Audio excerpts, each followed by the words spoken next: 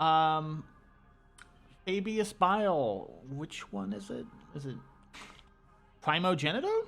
Question mark? Are we talking about that one, or are we talking about Genefather? Which one's which? Primogenitor is the one that's in the Fabius Bile trilogy. Genefather is the one with Fabius Bile versus Belisarius Call. Oh shit! I'm gonna be honest. I thought we were talking about the other one, but yeah, I could talk about Genefather. I remember that book. Listen, it's Genefather, Primogenitor, Manflayer. What's his other nicknames? The Spider. The Spider. Listen, he's got a lot of books, and they all and a lot of titles, and they all kind of sound the same. But yes, no, I know. Okay, Genefather. Yeah. So that's the one you finished recently, then? Yeah, yeah. I just finished that like last week. Oh, sick! How did you like it? That was pretty good.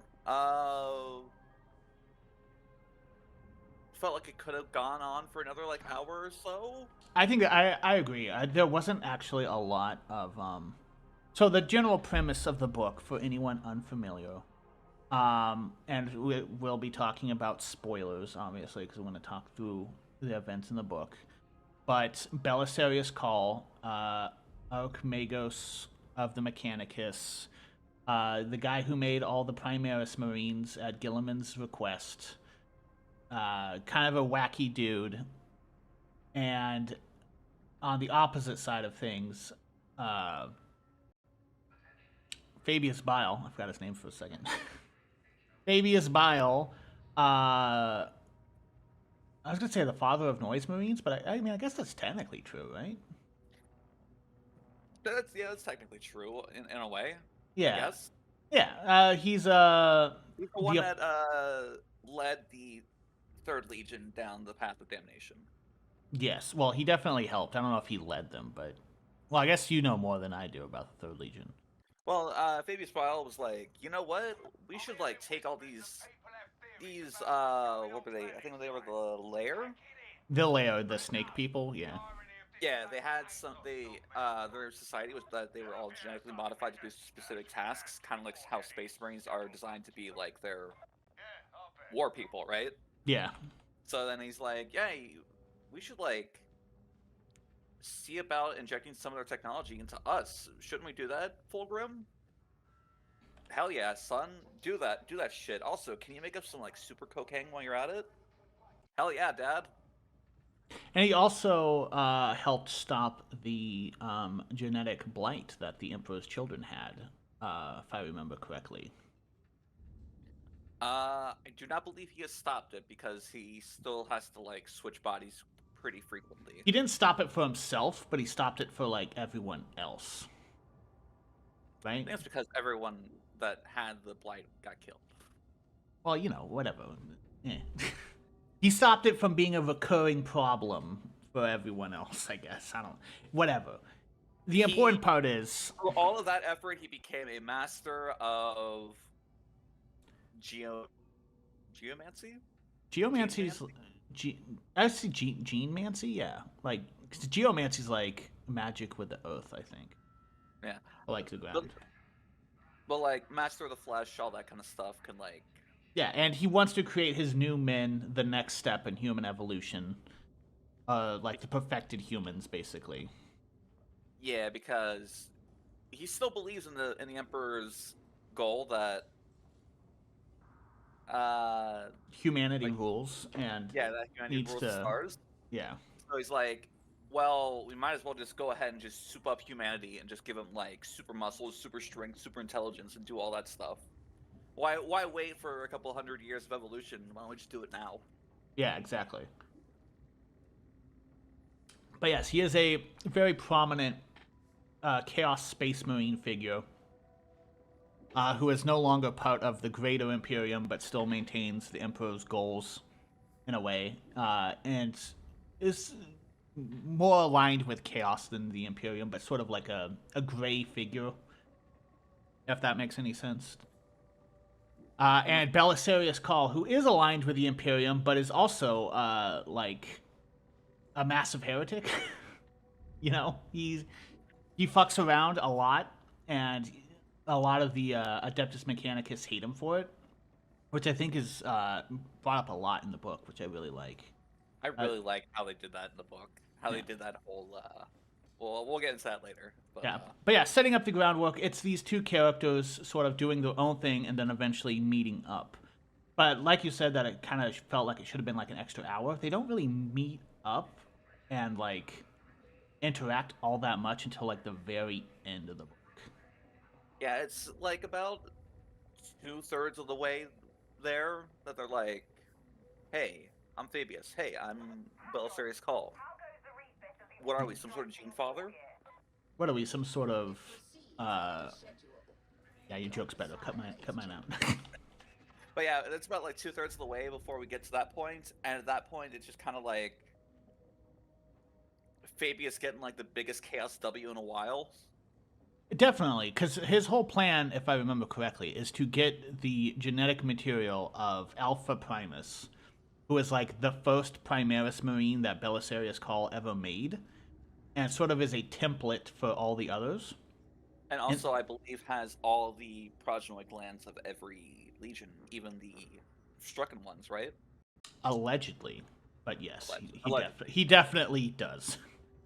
Allegedly, definitely. Yes, and this book is actually kind of I would call it a sequel to Belisarius Call the Great Work, which you have not read yet. I, But it's so like there's definitely recurring characters like Alpha Primus, Belisarius Call obviously, and I always forget his name because it's kind of a weird one.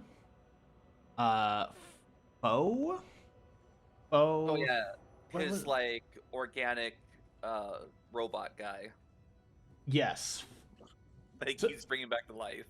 yes. Foe is his. I think they mention it in this book that Foe was like his best friend from like the Horus Heresy era, which was like 10,000 years before the current events.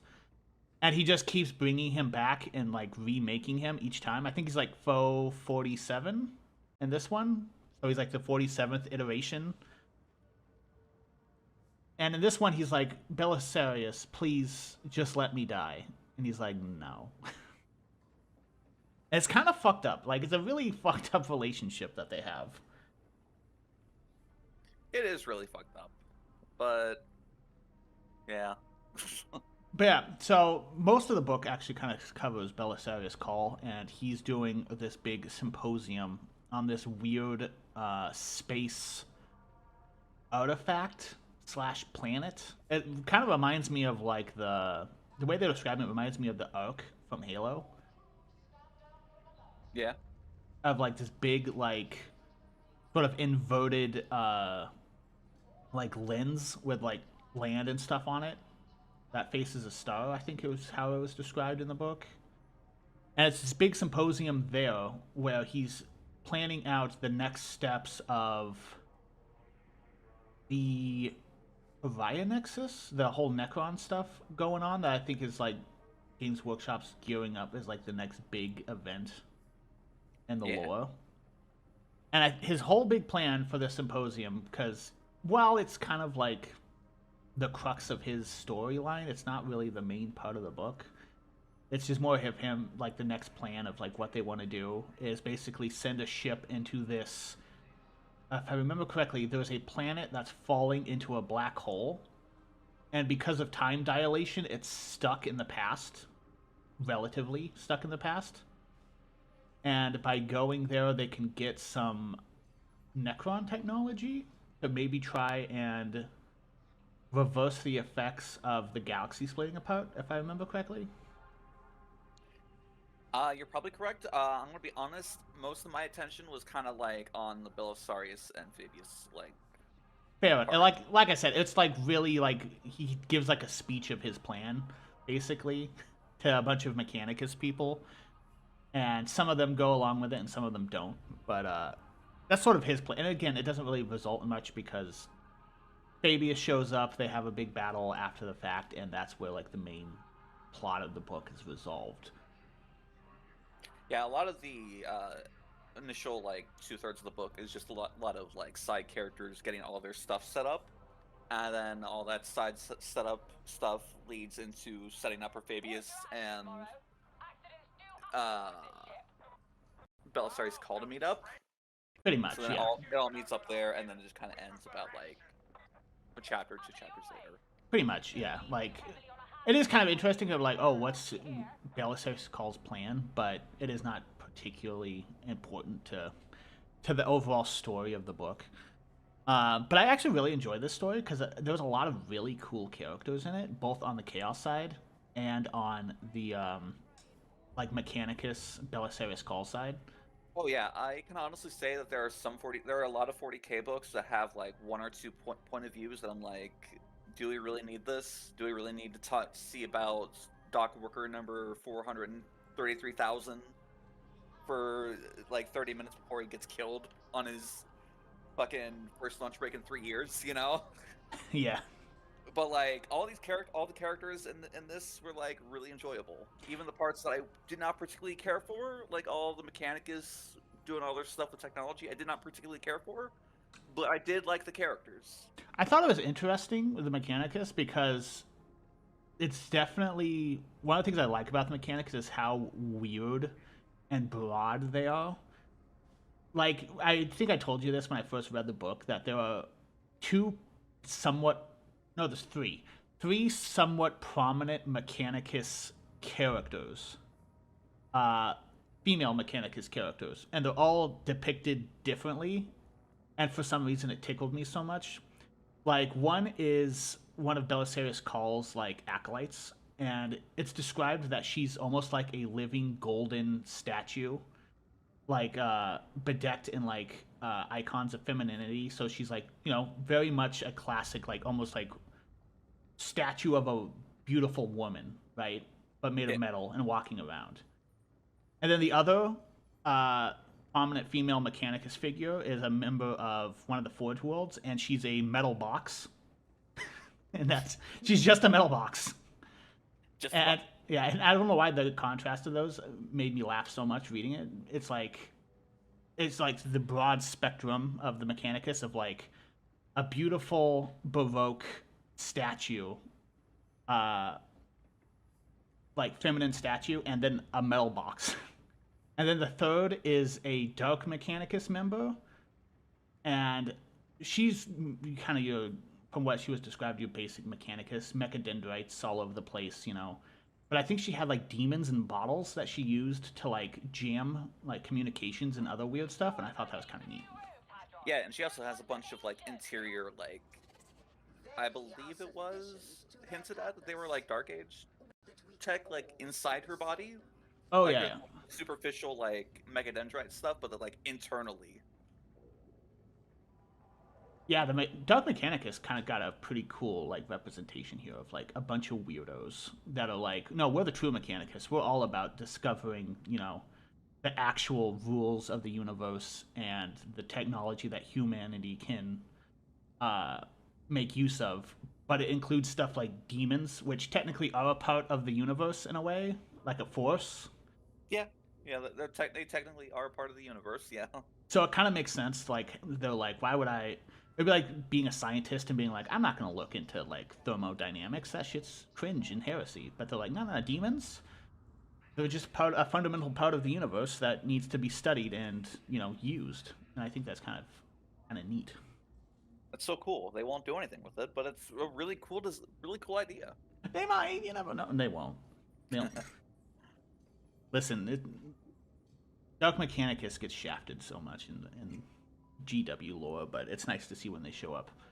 Another character I really liked was the Night Pilot of Belisarius, and because like the way he's described is while he's like a not a hardline, but like a member of the Adeptus Mechanicus and a follower of the Omnissiah and the whole weird church thing, but he doesn't have any cybernetic upgrades to his body. Yeah, he still seemed like a normal guy.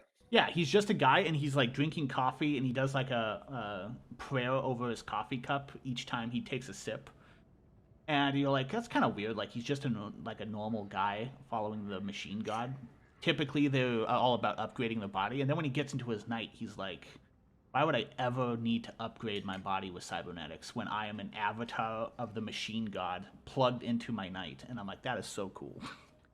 That's so cool. And then he gets fucking bodied. He does get bodied, yeah. He gets bodied by the what's it called? The chaos. They're on the tabletop too. It's gonna kill me. It was like some sort of Mauler fiend, wasn't it?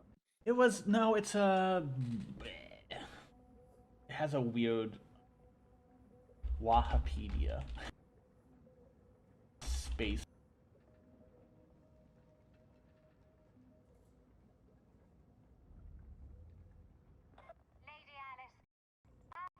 Oh, those things, yeah.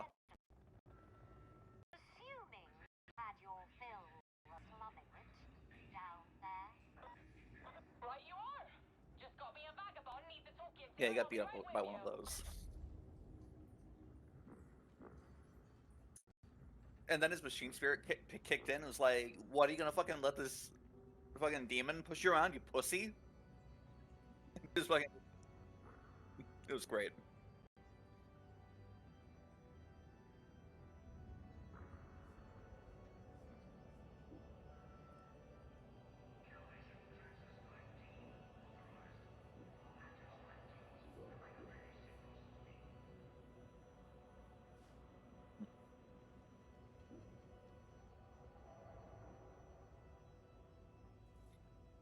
Yeah, and going back to the Mechanicus, when they had the big meeting of determining whether or not Belisarius Call is actually a heretic, that whole chapter was so good. It was so good. Because you get this whole entire conversation of throwing accusations of, well, what if your accusation's bullshit? And then all this cool wordplay going around. And then at the very end of the chapter, it's like, and then 2 seconds passed, and all this conversation transpired, and then everyone left. Yeah, it was like the entire conversation takes place in just a few seconds. Also, it's very possible that it was again not recording my, which I would be very sad. I hope isn't the case, but it's very possible that it might be. Repeat it. Just repeat your words. Dude, I've been talking for like literally the last 15 minutes. But yeah, also, if you go back to like, it's kind of fucked up, like how Belisarius treats Ko, right? Yeah. But then you have the opposite of that with Fabius Bile and his daughter. Right. What was her daughter? Well, yeah, quote daughter. Which the way she's described, she does not sound like human in the least. She's like she is a Newman. I'm like 80% sure that she's a Newman. Which basically they're just super jacked up humans, both physically and mentally. But they still have like genuine, like general human shape. Like you would be able to be like, oh, this guy's just like a beefed up mutant. And the way they described her, she had like chitinous like skin and like double muscles and like like what does she look like? Like, does she even look like remotely human? That's I mean, that's a good question. I don't know about this one in particular because, yeah, spoiler alert for Fabius Bile book 3. I can't believe he does have to leave his Newman behind, the ones that he perfected.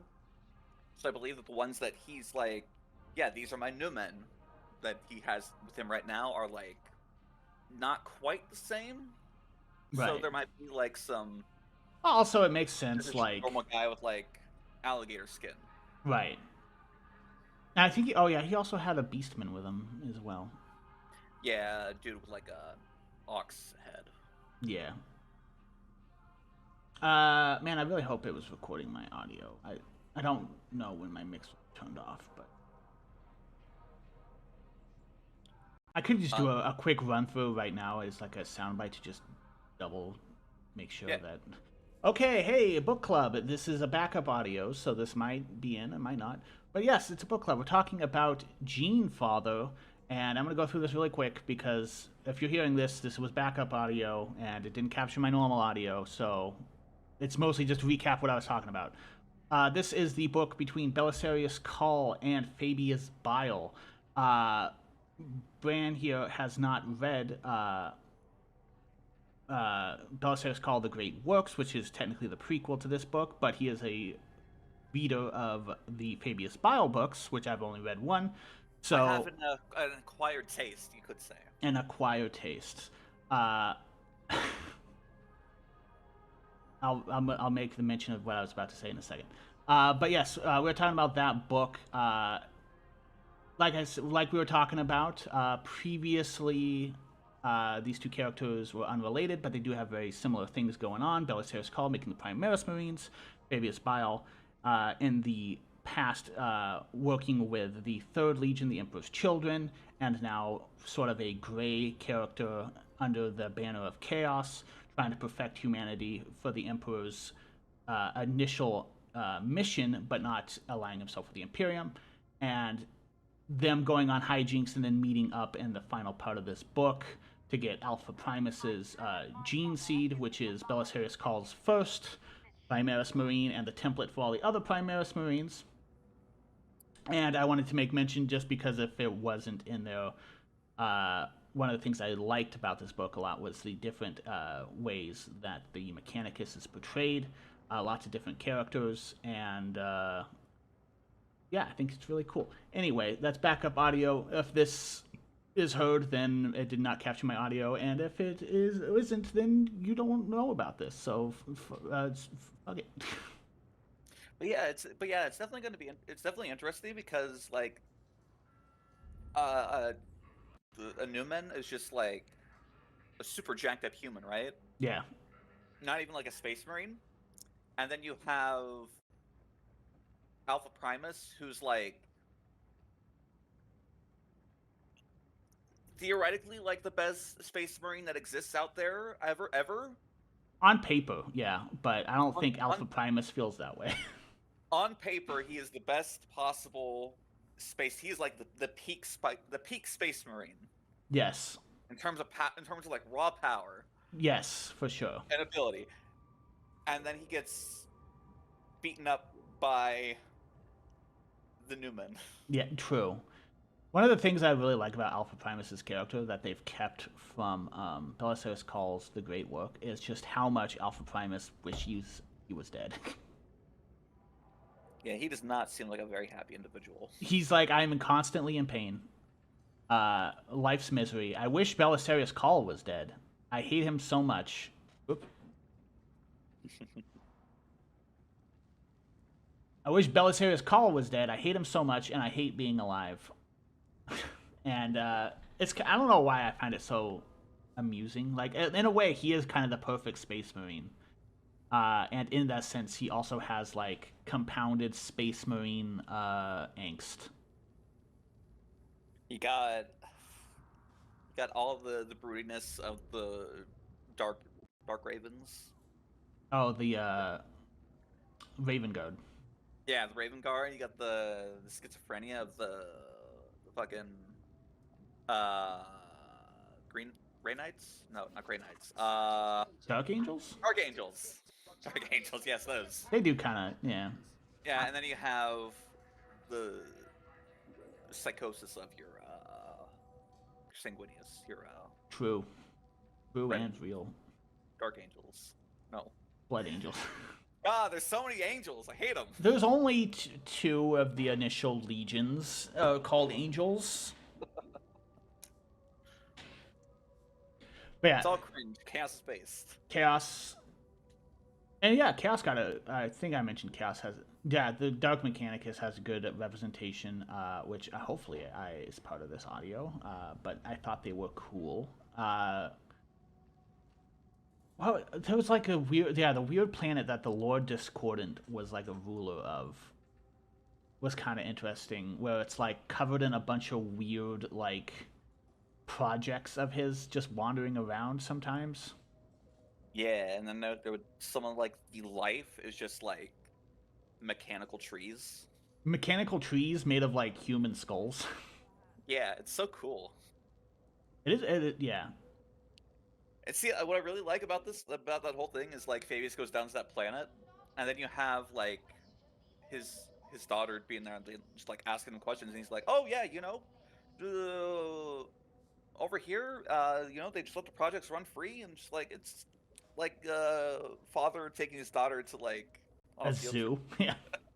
A fucked up Chaos Mechanicus zoo. Yeah, pretty much. I think wasn't like Fabius Bile like looking at some of the creations and being like cringe. Yeah, some of them was like, yeah, he looked at them and was like, "Wow, I could do better. He's like amateur. This is pathetic." I can't remember. I was trying to think if I had ever heard of the weird Dark Mechanicus cult, because they were talking about like they had like their own specific mission, and I don't remember what it was. Yeah, it wasn't important. I'm pretty sure they died anyway. Spoilers. Yeah, they died. They been it. Oh yeah, speaking of foe, they did mention that foe. There's now two foes, because foe 47 and 48, I think, where it's like he revived foe twice, and foe again. I'm repeating in case my audio wasn't picked up before, but foe being the revived best friend of Belisarius Cawl since the Horus Heresy days, having 47 or 48 iterations, whichever the number is.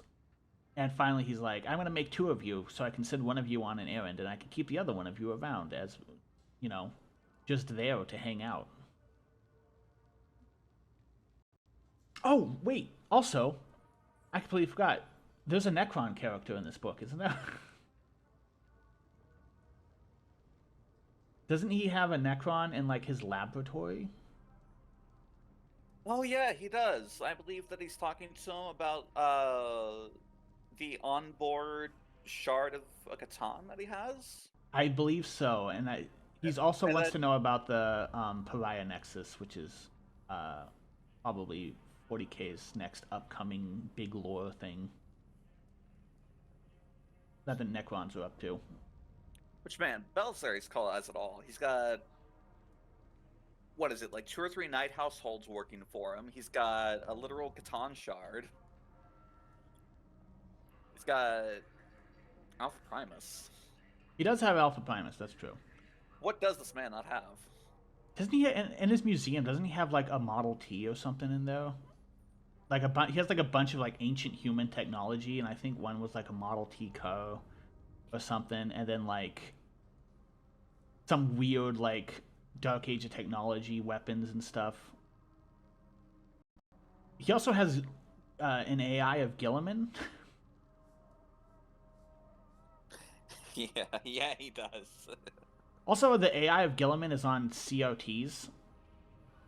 Like when they're describing the way that he's projected or whatever, I'm like, wait a minute, this is a COT, and this is an electron gun on phosphorescent screen. This is just a COT. He's got Gilliman running on the COTs. You ever follow that Twitter account called Waifus on COTs. Yeah. Yeah, he's got his Imperial waifu on a COT. And also, I think even the AI of Gilliman is like, he calls it the Gilliman Inferior because Cawl has the Cawl Inferior that he gave to Gilliman, and is also probably an AI, but says it's not. It's a whole thing. But yeah, Both is, but is not. yes, it is. Both is and is not.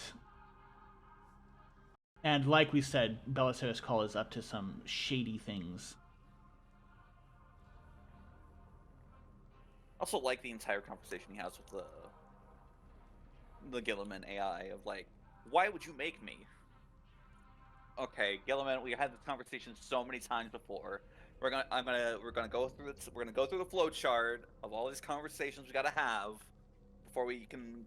It's like a booting up process for a PC. True. Which is such a good part. Yeah. I mean, honestly, the stuff with the Gilliman Inferior and even like the Cawl Inferior and like the Gilliman books that goes on is really interesting. And I'm pretty sure the Cawl Inferior uses like Necron tech too. Yeah, it wouldn't surprise me. What does Fabius ever mention what he wants Alpha Primus's genetic material for? I am assuming that he wants it to make either like I don't think he wants to make bigger, better Space Marines, but I believe that's what he's gonna do. He's gonna make bigger, better Space Marines. He's gonna make the Chaos Primaris. Yeah, it's like something to trade with other, like, because one of his big things is like he trades his services to Chaos Warbands in exchange for things to help him on his own mission. Yeah, and I believe that like at the end of book 3 of his trilogy, he's like super into debt with Abaddon. Damn. So he's like, all right, Abaddon, I will go ahead and make you your fucking bigger, better Space Marines. I wonder if that's ever going to be a thing on the tabletop. I kind of hope not. And I mean, honestly, I think you could just make bigger Chaos Space Marine models, which I think they've already done. Like, I'm gonna be honest, I don't know the scale of the new, like, Chaos Space Marine units, but I think they're 32 millimeter, like, Primaris. Yeah, it's gonna be interesting for sure. For certain. She also has I believe it was the Chaos Codex that came out. He also has possession of a Custodes corpse. How the fuck did he get that? Listen, Custodes will drop like flies when it's convenient. You know, true. I guess that's a good point. He could just snag one. Who's gonna win? 5 of the God Emperor's most beloved, crafted, hand-perfected sculptures of perfection of humanity versus an entire hive fleet coming to this planet, or 2 dudes with a stick in a cave versus 1 custodian. Now, to be fair, I think in First Heretic they killed a Space Marine with a stick, but it is much funnier to say that they killed a Custodes with a stick. No, they killed a Custodes with a stick because that was a Custodes that went down to the planet with them to make sure that Lorgar wasn't doing any fucky shit, and then the humans just jumped him and killed him with a stick. Through chaos, all things are possible. Truly. And then it's just fun. It's really funny. It's just hilarious. Yeah, listen, we'll get to the First Heretic. The thing to say about the book is like definitely give it a check. Check it out. Yes, Yeah, even if you haven't read like the 3 Fabius File books or the Belisarius Call book, I would still say this is a good book to read. True. And speaking of those, I think I definitely want to do more of these book club talks. Like, just sitting and talking about a book's pretty fun. Enjoyed it. Yeah. And I'll enjoy it more when I know that my audio is recording. Which, by the way, speaking of, if it is a problem, I can always just literally yap to myself and then edit myself back in. True. You could do that. I could do the George Lucas. Did I send you that George Lucas clip? Yes, you did. I don't know why I find it so. The cyber character. He's not real. The guy that jumped. He's a cyber character. He's like a cyber animal. But yeah, I would like to do more of these. And speaking of the next one that we do you want to do Belisarius Call the Great Work? Yeah, sure. Since I've already read the first Fabius Bile book, we could do Belisarius Call, Great Work, and then the Fabius Bile trilogy. Yeah, that sounds good. Yeah. And then... Or even, do you want to, like, branch out and do something else besides just, like... I mean, they're all related, but yeah, we could do something else. I don't care. I'll tell you what, we'll do the Great Works next, and then we'll... I don't know, we'll, like, put up a poll or something. Yeah, a poll would be fun. We'll decide something. Something. But yeah, so that... I'm saying that is the book club now, but if you have any other future thoughts in between missions, I can set it. Yeah,